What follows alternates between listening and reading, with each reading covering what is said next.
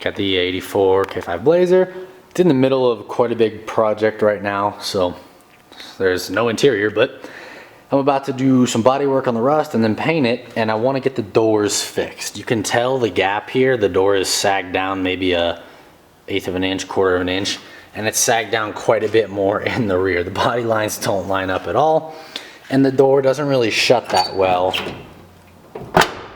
It is noticeably sagging down here. Doesn't really want to line up. I did wrap the striker bolt in electrical tape just to redo this bushing that had fallen off, but the top of my striker bolt, you can see, is shaved off.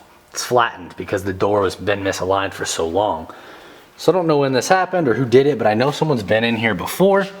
I think this truck, I suspect it had like a semi restoration when it was painted blue like 20 years ago. And they put these shims in there, but they put them in the wrong spot. They didn't actually shim the door up at all. They put it in between the bolt and the top of the hinge instead of in between the sheet metal for the door and the hinge, which is where it should go. So that's all we're doing today, is we're gonna try to raise it back up to where it should be. The hinges seem fine, so I'm not gonna replace those or mess with them. But these are 9/16 bolts over here that go into your door. And you can see this is the top one, there's 2 on the bottom. You can see what they did. Let's try to get you a better look. So you can see there's the hinge, and then it goes right into the door, and here's the spacer, the shim. This needs to be in between the hinge and the door, not up here. All this is doing is just backing the bolt out by 1/8 of an inch or 1/4 of an inch, probably 1/8 of an inch. So that's not doing us any good.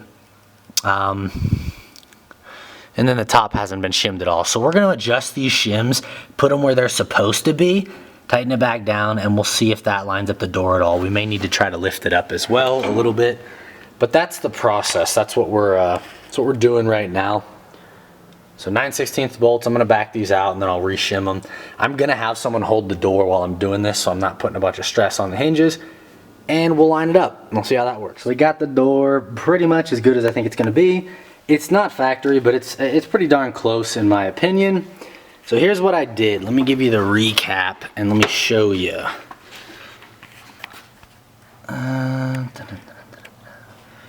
Okay. So if you could see that, this is what they had in there before. They put it on the other side so it wasn't in between the hinge and the door, so it wasn't doing anything. But it's like a little pitchfork, so you can just slide it in and out. And then I have actual washers. So I have the pitchfork guy and then a washer and then the door hinge. So there's 2 washers on the bottom side of the bottom hinge, and then there's 1 washer on the top side of the bottom hinge, and then no washers on the top, because most of these doors sag down over the years. They generally do not sag up. Now what you'll notice up here, if you notice, you can see that paint line. Whoever put the door on last, whenever they did this, they didn't line it up right and they didn't take their time. Took us about 4 or 5 times of loosening these bolts in and out, adjusting, tweaking it, and tightening it, and then shutting it. So they probably didn't do that because you can tell the paint line, the hinge was up maybe 1/4 of an inch higher before this. And that was causing, or the actual door was lower. The hinge was up higher, the door was lower. That's what shaved off the top of our striker bolt. But now, see if we can just back out here. If I just give it a, I didn't shut it too hard.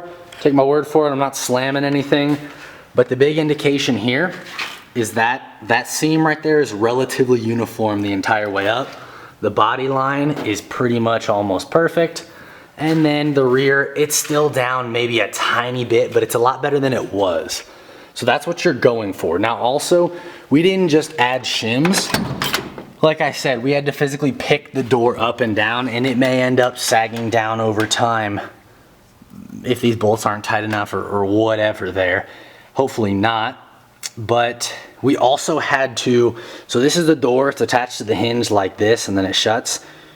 Let's go like that. We had to tweak it this way and that way. So not only was it misaligned like this and dropped down, but it was also misaligned like this. So when we had shut it, the bottom was closing before the top, and that was causing some issues over here by the striker.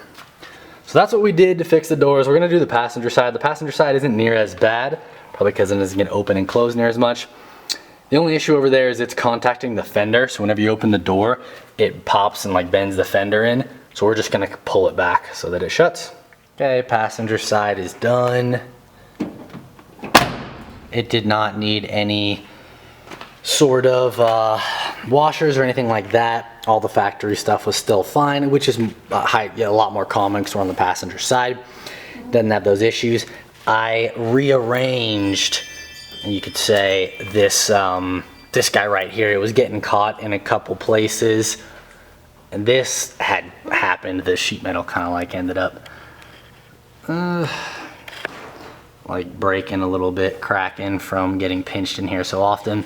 But I took a crowbar and just kind of shoved it, bent it back down from all the times being bent in, and that's it. So a pretty short video, pretty straightforward. You're gonna be undoing and tightening and untightening those bolts on the inside of the door, they're 9/16, a bunch of times while you reset all this stuff. So there you go.